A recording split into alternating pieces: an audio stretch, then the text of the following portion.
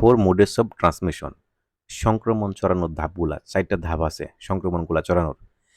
এর প্রথমে 1 নম্বর হচ্ছে inhalation of airborne micro organism.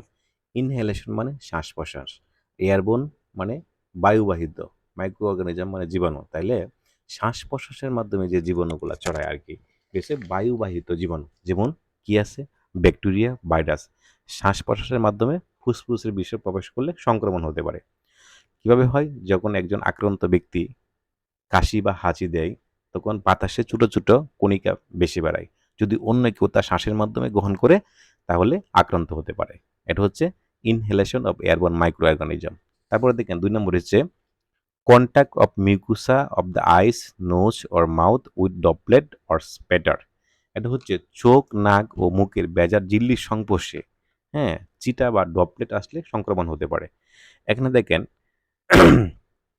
এখানে দেখেন যখন আমরা কথা বলি, কথা বলার সময় বা কাশি দেই বা জোরে চিৎকার দিই, তখন এরকম চিটা আসে। এই চিটাকে বলে ড্রপলেট।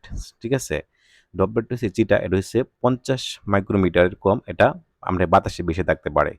তারপর হচ্ছে দেখেন স্প্যাটার। স্প্যাটারটা কি? স্প্যাটার হচ্ছে একটু ভারী, 50 মাইক্রোমিটারের চেয়ে বড়। যখন আমরা স্কেলিং করি অথবা দাঁত ওপেন করি, তখন বড় ধরনের ফোঁটা আসে, এটা ভেসে থাকতে পারে না, নিচে পড়ে যায়। এটা হচ্ছে স্প্যাটার। ড্রপলেট আর স্প্যাটার হচ্ছে এটা। তাহলে এটা হচ্ছে যখন চোখ মুখে বা চোখ নাক মুখের মধ্যে যখন এই ড্রপলেট বা স্প্যাটার এসে পড়ে, তখন দূষিত হওয়া যায়, দূষিত হতে পারে, সংক্রমণ ছড়াতে পারে। তারপরে দেখেন indirect contact with contaminated instrument or surface.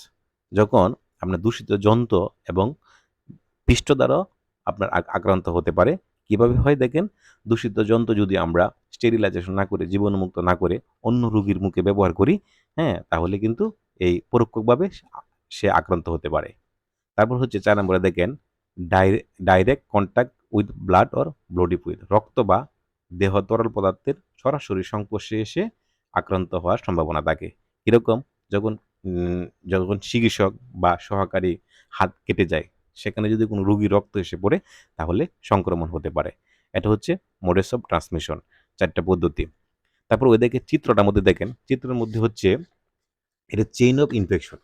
Infection ছড়ানোর চেইনগুলা হচ্ছে কি দেখেন, 1 নাম্বারে হচ্ছে ইনফেকটিয়াস এজেন্ট, মানে যেই এজেন্টগুলো আছে, ইনফেকশন ছড়ানোর যে এজেন্টগুলো আছে, যেমন আছে আপনার ব্যাকটেরিয়া, ভাইরাস, ছত্রাক, এরা ইনফেকশন ছড়াতে পারে।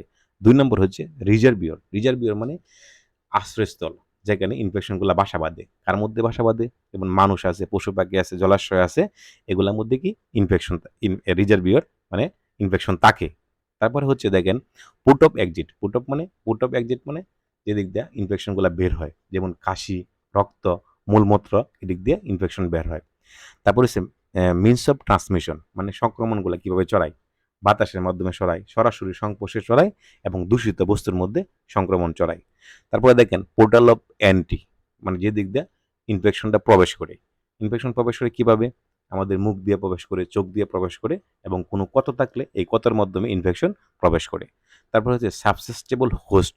সাবসেসটেবল হোস্ট মানে সংবেদনশীল ব্যক্তি, যে ব্যক্তির রোগ প্রতিরোধ ক্ষমতা কম, ঠিক আছে, সেই ব্যক্তিকে বলা হয় সাবসেসটেবল হোস্ট। এ রোগীর সহ